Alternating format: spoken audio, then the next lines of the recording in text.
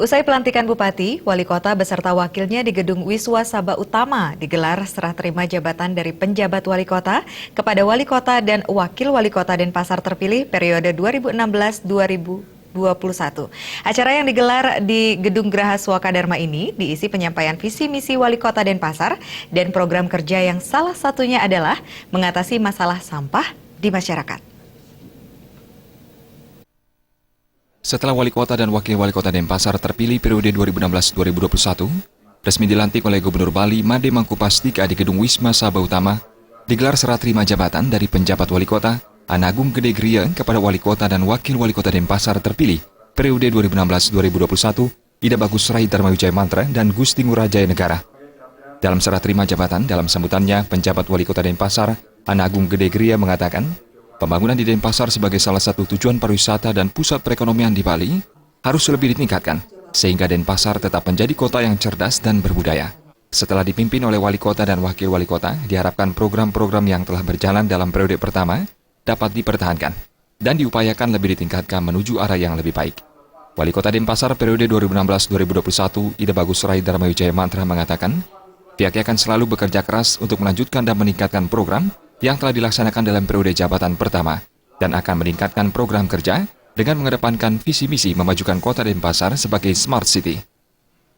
Meningkatkan kesejahteraan masyarakat, membangun partisipasi masyarakat sebagai agen perubahan dengan human capital dan juga social capital. 8. Mengembangkan ekonomi kreatif. Langkah ini merupakan penguatan fondasi yang selaras dengan Puradipa Utara Bawahan. Ya, ini kewajiban pemerintah lah untuk meningkatkan kemakmuran dan kesejahteraan masyarakat. Hadirin sekalian yang berbahagia, visi dan misi ini diharapkan sudah menggambarkan kondisi masa kini, upaya selama 5 tahun dan kondisi 5 tahun yang akan datang. Kondisi ini dipandang sebagai potensi yang diupayakan lebih berkembang sehingga terwujud kota Denpasar kreatif, berbudaya dan juga harmonis. Rai Dharma Wijaya Mantra juga menambahkan terkait permasalahan sampah, pihaknya akan bekerja sama dengan semua stakeholder dan instansi terkait untuk menangani sampah baik di depo-depo maupun di TPA Suwung. Pemerintah Kota Denpasar juga telah memantau perkembangan masalah Rumah Sakit Indra dan kedepannya masalah diyakini dapat segera teratasi. Itu dalam rangka Smart City, termasuk masalah sampah itu. Jadi penanganan sampah ya itu akan, dan ini juga ada beberapa mekanisme mungkin yang akan dikerjakan oleh DKP dan teman-teman kita di kepala desa atau lurah nanti untuk masalah penanganan itu. Jadi berbasis masyarakat. Untuk TPA seperti itu. Nah, TPA ini, yang ini kebetulan sekali tadi ya begitu ada di koran kita bahas dengan Pak Giri Praste. Jadi TPA ini kan masalah Sarbagita ya, pemerintahan Sarbagita.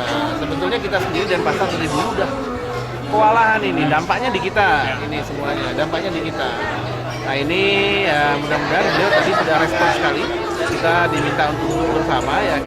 Serah terima jabatan Wali Kota dan Wakil Wali Kota dihadiri anggota DPRD, KPU Denpasar, Panwaslu, dan SKPD Sekota Denpasar.